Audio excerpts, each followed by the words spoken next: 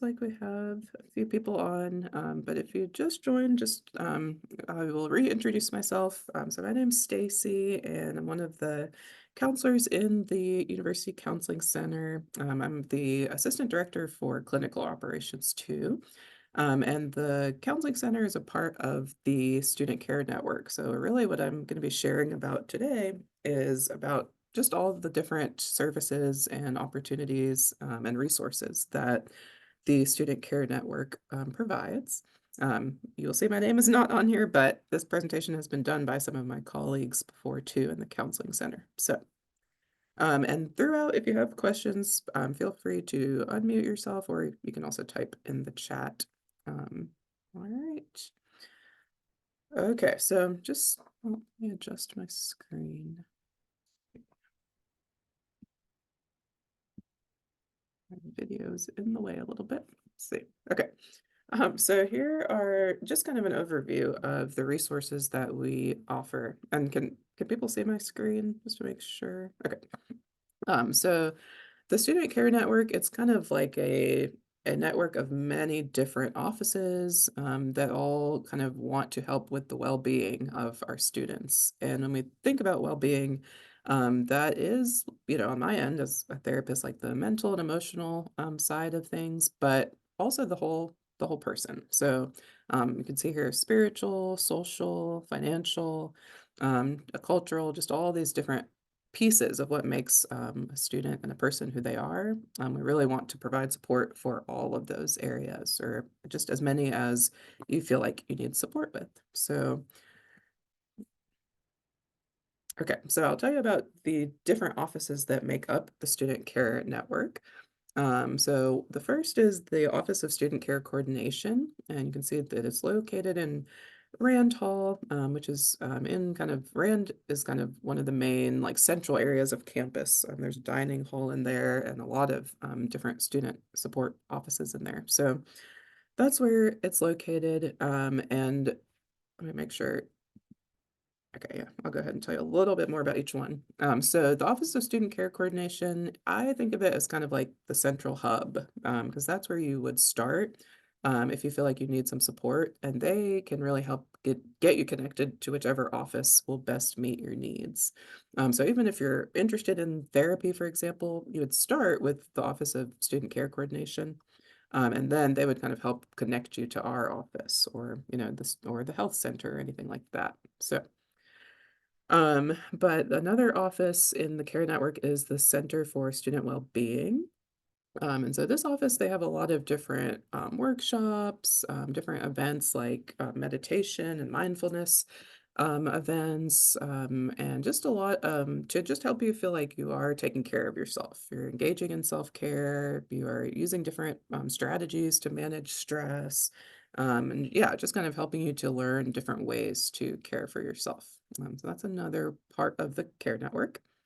And then obviously the University Counseling Center, that's the one I'm, most familiar with because that's where I am right now. But we offer a lot of different mental health services.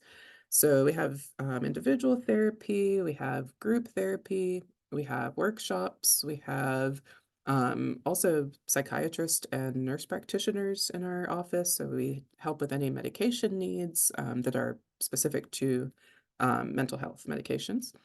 What else? We help students if they need referrals to like a therapist in the community, like if you either need maybe more long-term therapy or someone with a certain specialty, we can definitely help connect you off into the community as well. And all of our, excuse me, I know this was a question last time, but all of our services are free for students.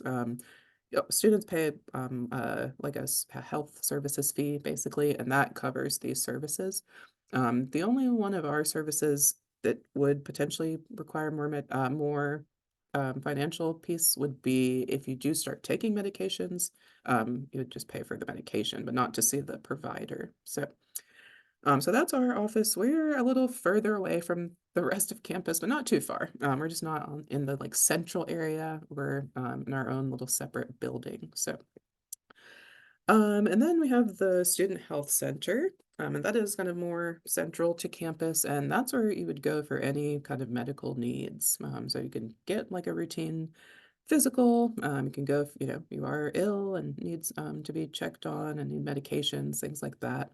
And then if there's anything more specialized that you may need, they can help connect you to other medical offices too. It's very nice. We're a part of, well, we're not like a part, but we're very closely connected to Vanderbilt Medical Center. So usually they can help get referrals to those offices as well.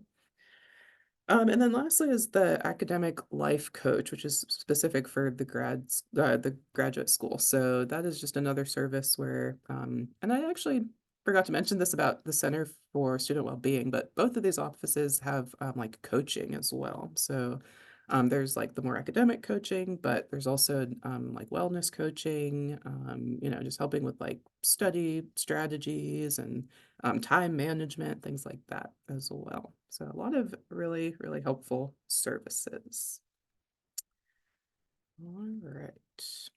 Kind of already talked through a lot of these, but still good to see them visually as well. So you can see the different types of coaching that the Center for Student Wellbeing has. And then you can see with the academic life coach, it's much more focused on academics. But if you're needing any kind of support through grad school, these are really good um, resources to utilize.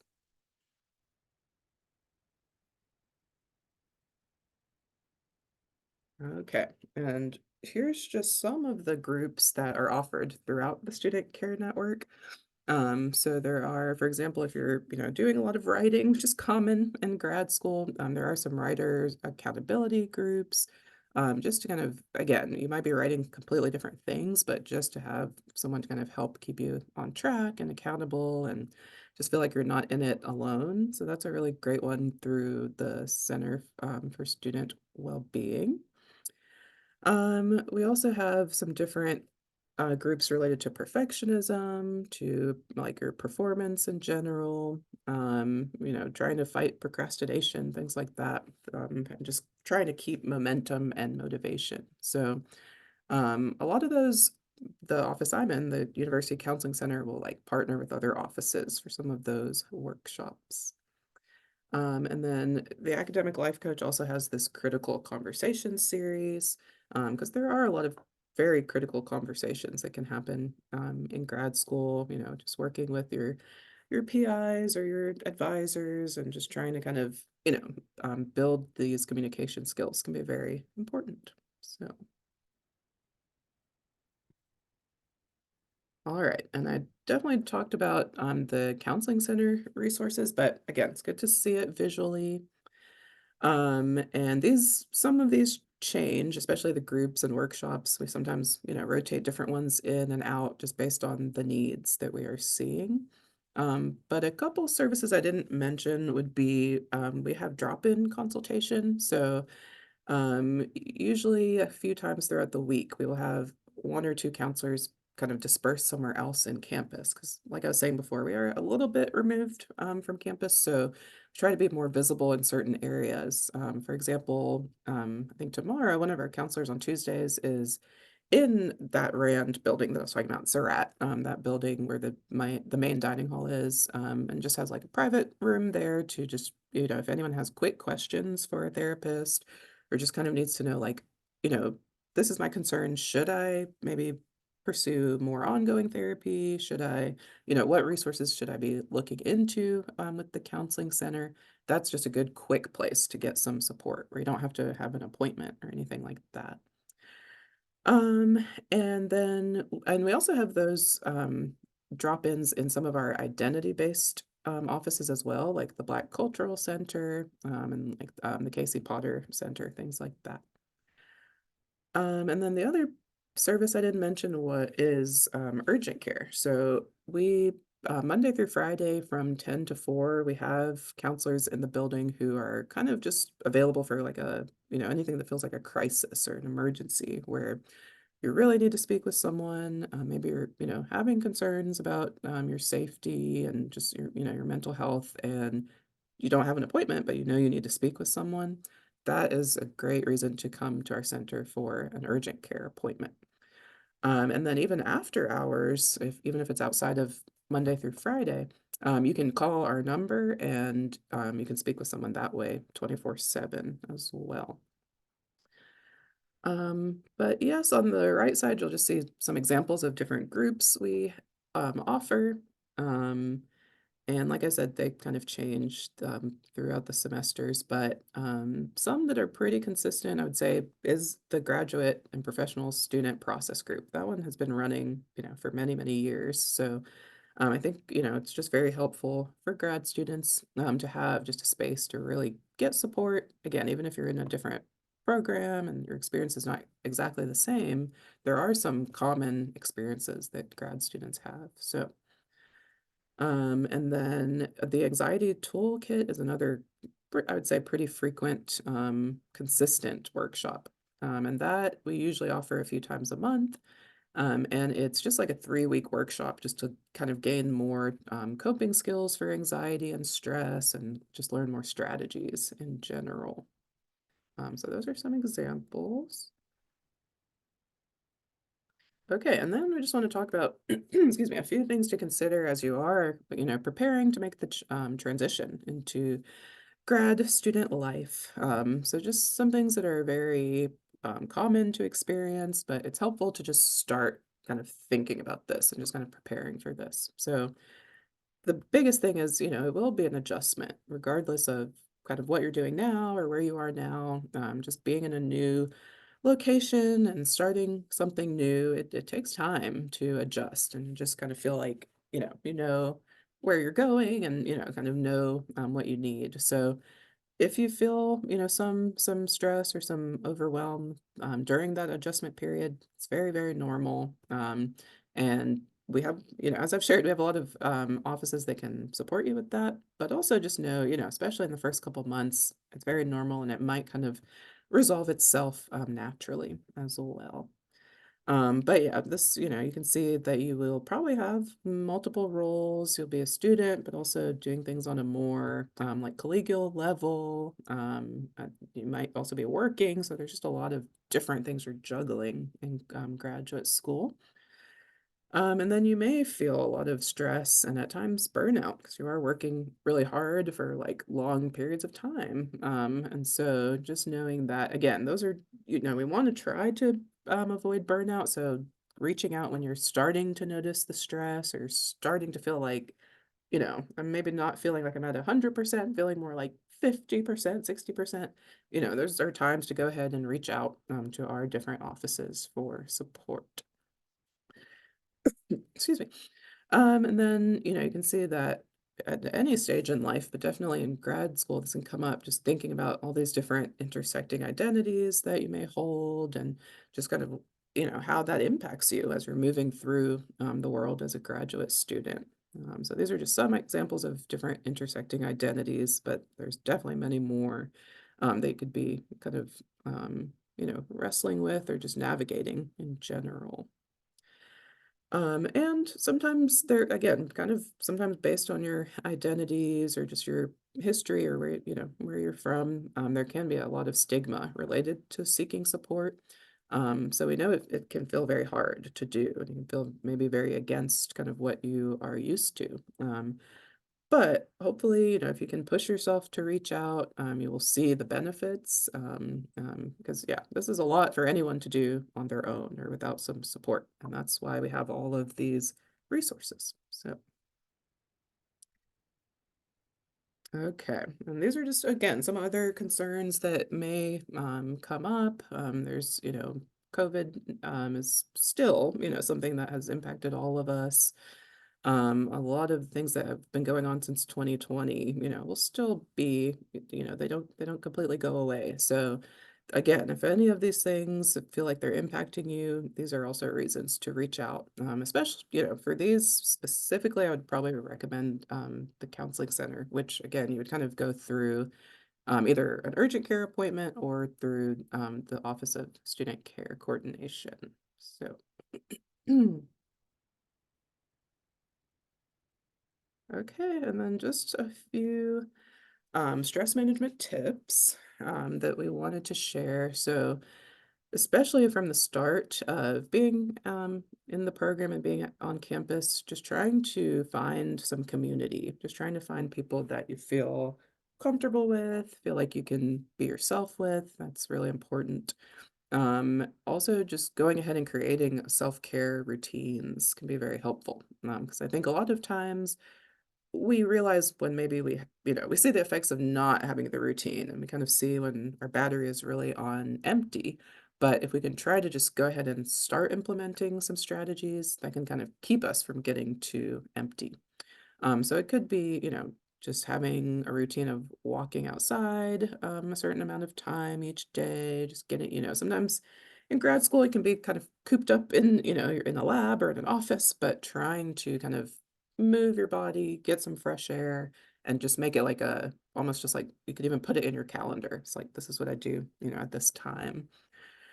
That kind of goes along with, prioritizing your physical, mental, and relational needs as well.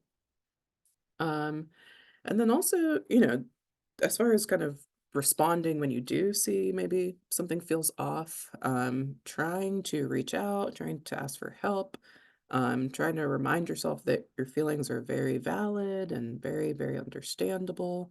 Um, really just trying to have like self-compassion for yourself of you are doing a lot. It makes sense that sometimes you may feel stressed or overwhelmed or lacking motivation. That's, we're all humans, so that is part of the experience. But yeah, sometimes just even normalizing that can be a really helpful strategy. And then there are other strategies too, like it could be, doing some more mindfulness, making sure you're eating and drinking is very important, drinking water, eating, um, checking out kind of your sleep patterns, making sure you are getting enough sleep to really function throughout the day. So there are some kind of practical strategies that can be used as well.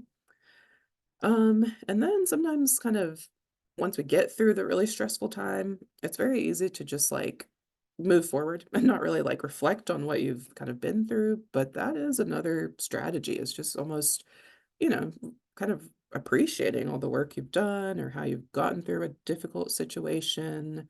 And just kind of having that to look back on, the next time it happens, being able to remind yourself, like, I've been through this difficult thing before or something similar, and I was able to get through it, maybe sometimes with support from others, but still just being able to kind of have that sense of like pride and confidence can be very important as well. Alright. And lastly, just want to share some different links and contact information. Um, one office I didn't really talk about is the Career Center, but their information is on here too, and they can help a lot with like interview practice and resume writing and just all of these kind of logistic pieces or trying to find internships, things like that. So they're a very helpful office as well. But really, like I was saying at the start, even if you don't remember some of these links or that I know it's a lot of like acronyms and names, but the Office of Student Care Coordination, they can get you to where you need to be. So that's the one I would probably just write down. And if you Google Vanderbilt Student Care Coordination, their information will come up. So that's where I would always kind of start, but then they can get you where you need to be. Um, all right, thank you, and definitely want to see if there are any questions or if I can clarify anything as well.